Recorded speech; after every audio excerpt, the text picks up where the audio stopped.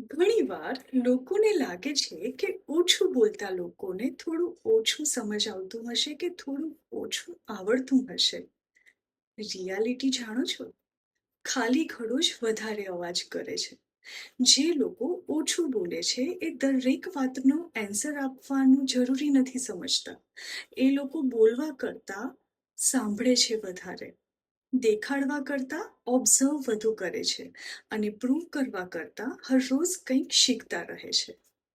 શબ્દોનું પ્રમાણ બુદ્ધિ નક્કી નથી કરતું. સમય આવે ત્યારે કરેલું કાર્ય જ પર્સનની ઓળખ આપે છે.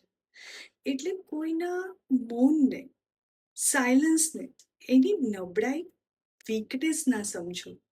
Silence is not emptiness. Sometimes it's the highest form of wisdom.